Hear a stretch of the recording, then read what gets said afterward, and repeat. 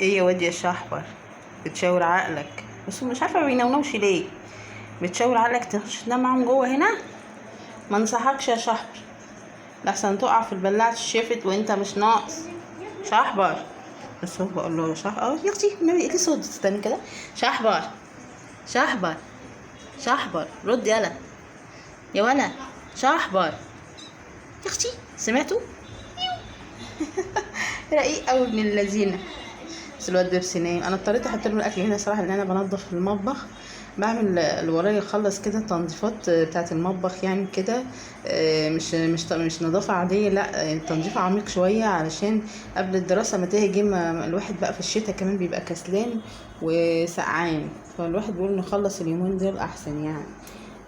مع ان لسه الجو حر بس مش مشكله نخلص اليومين دول عشان نفضى بقى القطط حبايبي ولادي طعماتي. بص بنت فتحية قاعده فين؟ توحه قاعده مرتبه نفسك، ده انت ليكي حمايه عندي يا بت.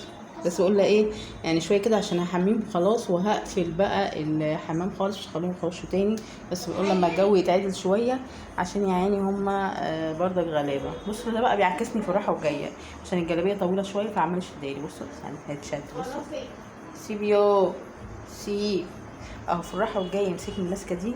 حبيبي بحس ان هو يعني مظلوم يا قلبي. فببص كده الاقيه يعني جه ينام جنبي في حضني كده يا خراشي وعايز يلعب. فبقول يا رب عيال كارلا كده يكبروا بسرعه بصحه ان شاء الله عشان يقعدوا يلعبوا معاه كده وما يحسش بالوحده يعني دي. حاسس انه يا حبيبي وحيد خالص. بصوا يعني حتى ام الله حيال ما انتوا نادي هو بيرضع وكل حاجه بس ما بتقبلوش برضو طول الوقت زي ما يكون ليه طفل تاني يقعد يلعب معاه وكده. بس الحمد لله ربنا كرمك بطفلين شويه بس كده ما يفتحوا بقى يا عم عيش اللحظه معاهم ويلعب. بس شحبرتي شحبر ولا شحبر. بصوا طب سيب يا تسيب يا تخليني اروح اخلص اللي ورايا يا. عمالين يقول لي انت يومك بسنه بتاكلينا بالليل بسبب القطط ومش القطط. اهو شفت بقى جايبين لنا الكلام انتوا. الصراحه انا بقف جنبهم بالساعات صراحه وبتعطل يعني. دي الحاجه السلبيه الوحيده في تربيه القطط ان انت بقى ما تقدرش تبعد عن النونات دولت وتسيبهم وتمشي تكسر بخاطره بذمتكم ودينكم. يعني انا دلوقتي اكسر بخاطره واسيبه وامشي ولا اقعد العب معاه شويه عشان وحيد يا قلبي.